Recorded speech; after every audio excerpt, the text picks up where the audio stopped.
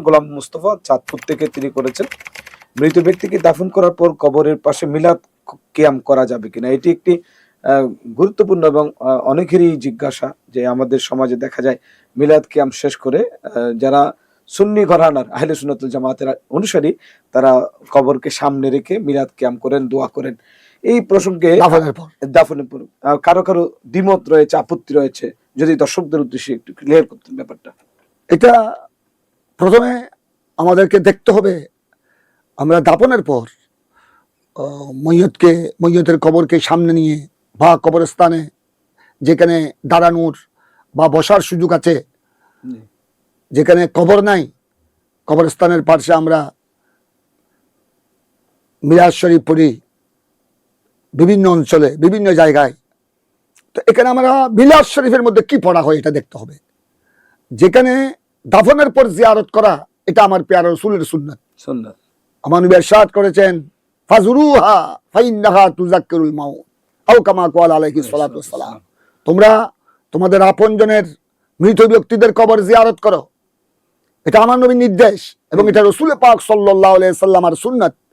এবং আরো বলেছেন, যেহেতু কবর জিয়ারত এটা মৃত্যুকে স্মরণ করে, তো সুতরাং আমরা কবর জিয়ারতের মধ্যে কি পড়ি? কবরবাসীদেরকে আমরা সালাম দিই, আসসালামু আলাইকুম ইয়া আহলাল কুবুর। তারপরেই জিয়ারতের দোয়া পড়ে আমরা সূরা ফাতিহা শরীফ, কুল শরীফ, এভাবে বিভিন্ন সূরা পড়ে দরুদ শরীফ পড়ে ওনাদের জন্য, ওনাদের মাগফিরাতের জন্য, রফে দরজাতের জন্য আমরা আল্লাহর দরবারে দোয়া করি।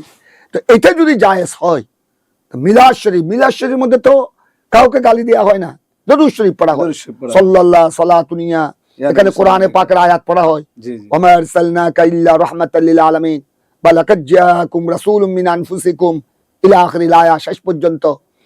লাকাদ জাআকুম মিনাল্লাহি নূরুন ওয়া কিতাবুম মুবিন, এসব আয়াতে কারিমা পড়ে দাঁড়িয়ে আমরা রাসূল পাক কতক্ষণ বসে, আর লাস্টে পরবর্তী পর্যায়ে আমরা দাঁড়িয়ে রাসূল পাক সাল্লাল্লাহু আলাইহি সাল্লামের দরবারে সালাত ও সালাম, আমরা দরুদ সালাম পাঠ করি।